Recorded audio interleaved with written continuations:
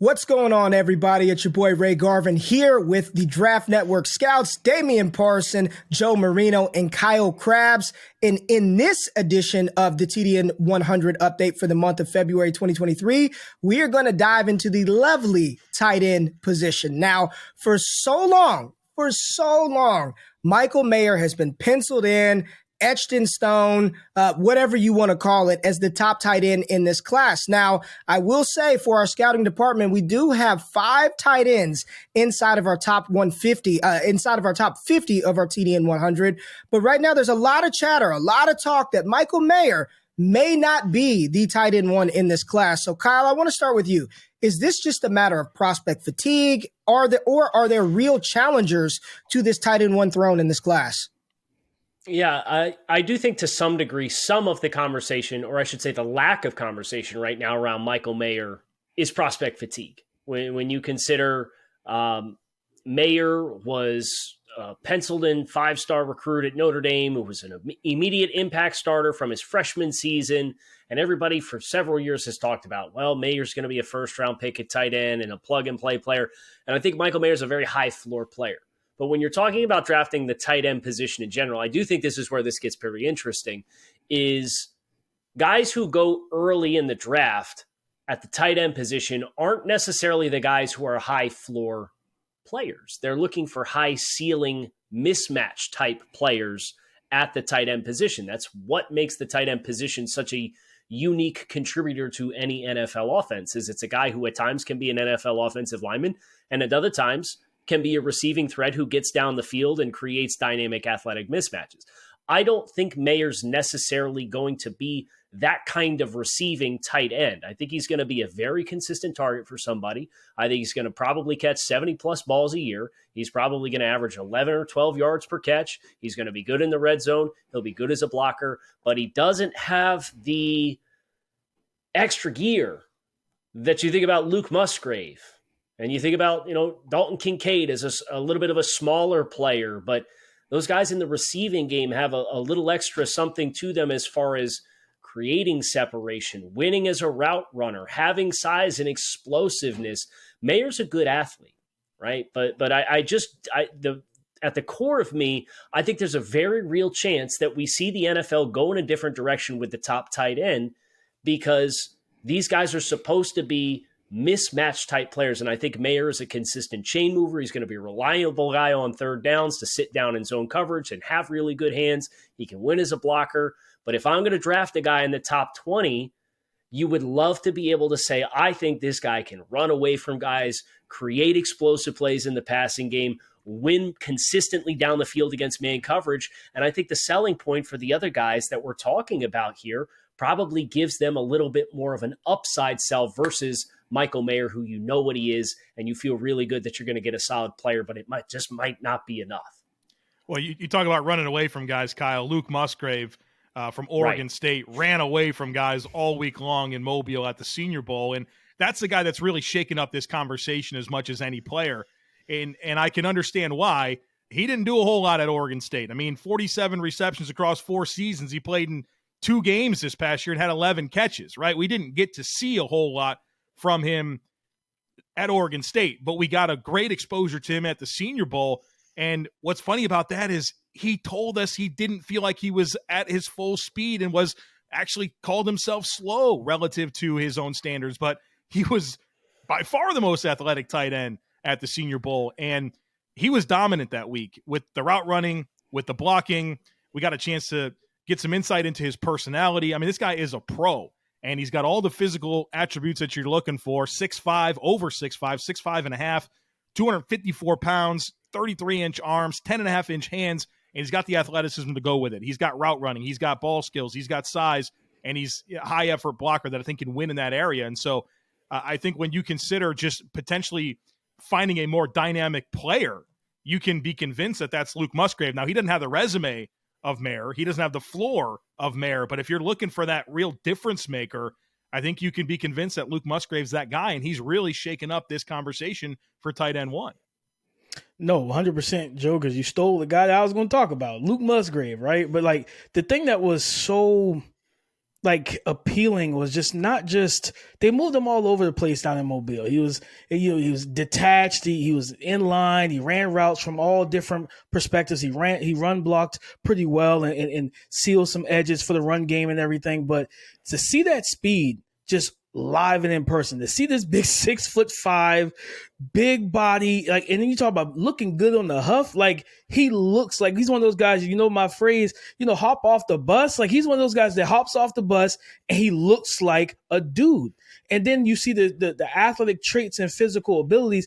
And I recall the rep against the LSU DB who plays some, I think, corner and safety, and it's one-on-one man-to-man coverage, and he beats him he beats him in press coverage, right? He's able to fight through the hands, get him stacked, and then separate. And it's like those type of things translate to the league. So you think about from an offensive standpoint, Michael Mayer is the one that has the resume, and the phrase that comes to mind is safe. He's a safer option because you know what you're getting from him. He's going to give you everything you need, all the qualities, right? But then you look at the high-end aspect of what Luke Musgrave could be healthy as an NFL starting tight end, where you can really, we talk about mismatches, just like moving guys around, right? You want to put them out wide, right? We see what Travis Kelce and the attention he brings, right, to himself for what he's able to do, especially with that play call like Andy Reid and the quarterback like Mahomes, but just his skill set. And then defense is keying on him so much. You look at being able to move guys around, and Luke Musgrave potentially being able to push outside and pull us a linebacker, pull a safety in man coverage, and really stress defenses and their alignment to give your quarterback a clearer picture when he's looking up from the line of scrimmage before snapping the ball. Luke Musgrave coming into this week, we heard like potentially 4.4 in the 40-yard dash. I don't second guess that anymore. Like I absolutely don't second guess that. He can run. This big boy can gallop. And now it's all about him staying healthy and us seeing a full season from him as a rookie. But I do think that there's a chance that, like Kyle said, an NFL team can look at it and say, I like Mayer. I really do. He's really solid. He's really safe. He does all the other things well. But looking at, Luke Musgrave, he can be a much more potent aspect to our offense if everything goes well. Can I jump in with just a couple names here as well, Ray? Just to kind of continue to paint the picture, because we've kind of really dialed in on Musgrave and Mayer. And I think that the names that you can invoke in recent history of the tight end position that really kind of help to paint the picture and kind of reaffirm the point that we're talking to. I think if the NFL had a chance to do it over again, Mark Andrews would probably go before the third round. But you think about the athletic profile of a Mark Andrews being a super productive player at Oklahoma, and he got drafted in the third round because he's a safe player, but not a high athletic floor type player. And you foil that with where TJ Hawkinson got drafted when he got drafted out of Iowa, and he went in the top 10. And he was a player who is built a little bit like Musgrave. Musgrave might test better than Hawkinson did, but at the same time, I think that's a player that kind of illustrates how the league can differentiate between the value, because I think about Michael Mayer and I think a lot about like a Jason Witten type player. I think a lot about a Mark Andrews type player. That's going to be a productive player. But for whatever reason, the NFL sees the bells and whistles of the other guys and they'll still draft those guys no matter how productive the high floor player is. So I don't want this conversation to kind of get lost on being dismissive of Mayer, because Mike's one of my guys. He's in my region. I draft him 10 times out of 10 and twice on Sundays. But I guess twice on Thursdays for the NFL draft discussion. But it's just this really interesting element of a position that we're really seeing the league evolve with how they covet and how they pay and how they prioritize. And I think it makes it one of the really fascinating positions in this year's draft class. Hey, let's not forget that Georgia's got a guy that's 6'7", 270 pounds, Darnell Washington. I mean, this guy, I can't stop thinking about him when I consider this tight end class, because I think he's such a unique player within this field. Nobody is going to be a bigger asset to your blocking structure, whether that's winning the edge on outside zone, being an asset in pass protection, but also can get open in the middle of the field and provide unmatched catch radius that it trumps anyone in this class. Really unique football player that can bring a lot to the table in some ways that differentiates himself from all these other guys. And, Kyle mentioned Dalton Kincaid out of Utah. I mean, there might not have been a player that had a better season receiving the football than him this past year in an offense at Utah that really features tight ends. So, it's Musgrave and it's Mayer, but it's Darnell Washington, it's Dalton Kincaid. Don't forget about Tucker Kraft there at San Diego, or South Dakota State. I mean, that guy's got a really unique skill set as well. We are loaded with tight ends this year. And that's the beauty of this class. When you've got we have 5 tight ends inside of the top 50 of our top 100. That just speaks to not only the evolution of the game and how the NFL utilizes these weapons.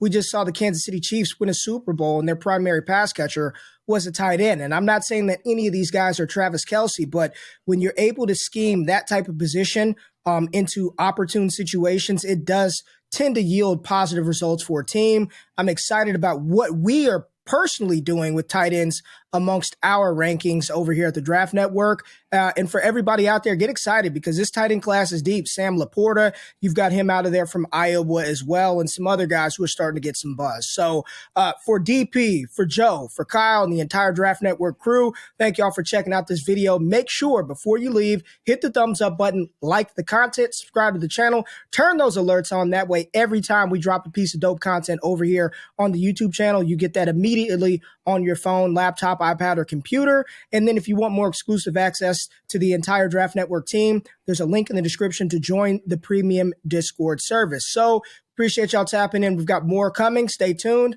I'm out. Peace.